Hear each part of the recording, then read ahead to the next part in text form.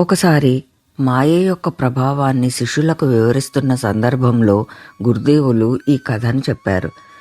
ఒకసారి నారదుడు విష్ణుమూర్తి దగ్గరికి వెళ్ళి, స్వామి, అసాధ్యమైన దానిని సాధ్యమయ్యేటట్లు చేసే మీ మాయను ఒకసారి నాకు చూపించండి అని ప్రార్థించాడు. విష్ణుమూర్తి సరేనన్నాడు. తర్వాత ఒకరోజు విష్ణుమూర్తి అలసిపోయి నేల మీద కూర్చొని నారదుడితో, నారదా, నాకు చాలా దాహంగా ఉంది, ఎక్కడికైనా వెళ్ళి కొంచెం నీరు తీసుకురా అని చెప్పి పంపాడు. నారదుడు వెంటనే నీటిని వెతుకుతూ బయలుదేరాడు. చాలా దూరం వెళ్ళిన తర్వాత ఒక నది కనబడింది. ఆ నదిని సమీపించేసరికి అక్కడ అద్భుత సౌందర్య రాశి అయిన ఒక యువతి కనిపించింది. నారదుడు ఆమె అందాన్ని చూసి ముగ్ధుడయ్యాడు. నారదుడు ఆమెను సమీపించేసరికి ఆమె మృదుమధురమైన పలుకులతో అతడితో మాట్లాడసాగింది. త్వరలోనే వారిద్దరూ ప్రేమలో పడిపోయారు. నారదుడు ఆమెను వివాహం చేసుకుని గృహస్థుగా స్థిరపడిపోయాడు.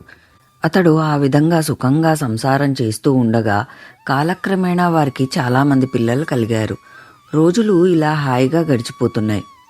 అప్పుడు ఒకానొక సమయంలో ఆ ప్రాంతంలో భయంకరమైన కరువు వచ్చింది. అన్ని చోట్ల ఆకలి చావులు సంభవిస్తున్నాయి.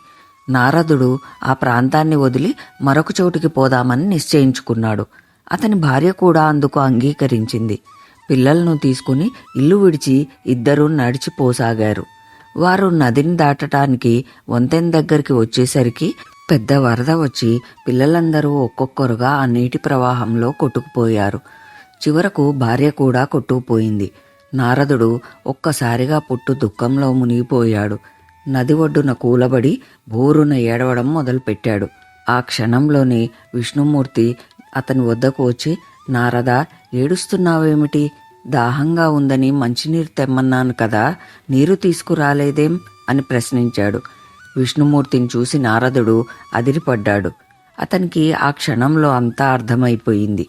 జగత్తు నేలే జగన్నాథుడితో పరాచికాలాడినందుకు తగిన శాస్తి జరిగిందని అనుకొని విష్ణుమూర్తితో, స్వామి, మీకు కోటి నమస్కారాలు, అద్భుతమైన మీ మాయకు శతకోటి నమస్కారాలు అని అన్నాడు.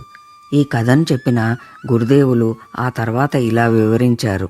నారదుడు లాంటి వాడే మాయ యొక్క ప్రభావానికి లోనయ్యాడు. ఇక మనం ఏపాటి వారం? కాబట్టి మనం నిత్యం భగవన్నామ స్మరణ చేసుకుంటూ మనని మనం ఆ మాయా ప్రభావానికి లోను కాకుండా చేయమని ఆ భగవంతుణ్ణి ప్రార్థించాలి అని వివరించారు.